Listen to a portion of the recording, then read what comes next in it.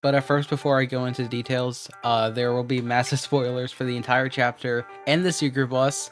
Not the weird route, because I still haven't done that yet. I haven't even done the weird route for chapter 2 yet. Oh, also, I don't have any actual footage of the chapter because I wasn't recording it, but I did take a bunch of screenshots.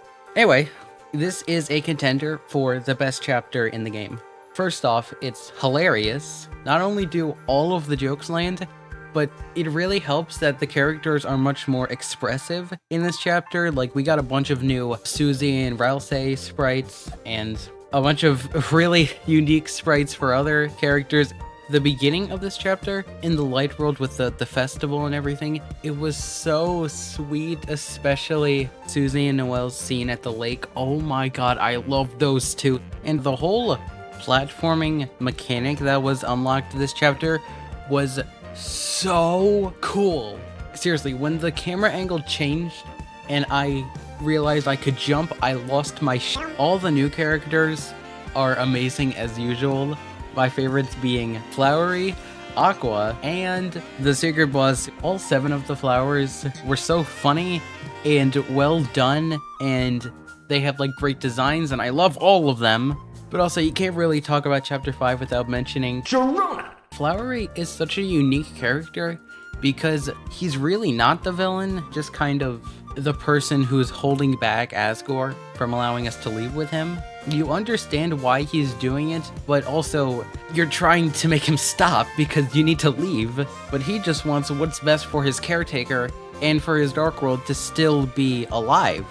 It's a really good dynamic that he has with the Fun Gang, and they pull it off really well. And he's hilarious. I don't know if I need to say that, but he is so goddamn funny. Seriously, his voice lines for almost every single text box he has, it caught me off guard so many times. It was incredible. And again, I don't know if I need to say this, but I will because it's a review. The OST was phenomenal. Seriously, once we got in the Dark World, I was praying that we would get a Field of Hopes and Dreams remix, and we actually did, and I almost cried. But my favorites are Garden of Hopes and Dreams, obviously, Rakuichi Buster. If I pronounced that wrong, I'm very sorry. Who Might You Be, Petal Dance, Sunset of Seven Suns, Violet Tactics, Flower Castle, Running Sky, Flower Man, Scarlet Forest, and obviously Cutie Mew Mew Magic. Which brings me to... I will never predict a secret boss ever again. I went into the chapter predicting that it would be Flowey. Like, it just felt like the most obvious answer, only to not only get the flowers as characters, one of them being introduced in the first 5 minutes in the Dark World, but for the actual secret boss to be Mew Mew Kissy Cutie, who isn't even like a character in either Deltarune or Undertale, but is just like an anime that Alphys canonically likes. And it somehow works. And the fact that they brought back the mechanics from the Muffet battle was insane, but I'm here for it.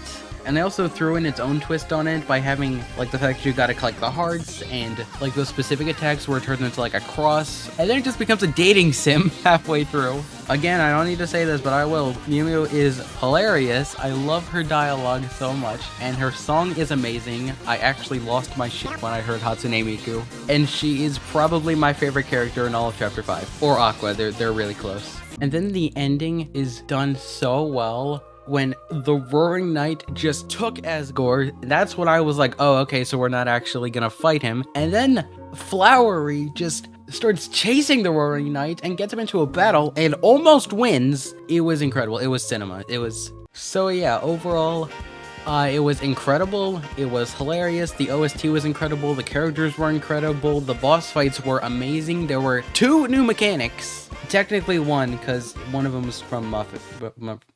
And if I were to rank it among all the other 4 chapters, it would be second. Very, very close second. I still think I prefer chapter 4 more, but once I like replay all of them, it'll be completely locked in, because honestly, chapters 2, 4, and 5 are all in a 3-way neck and neck race for first place.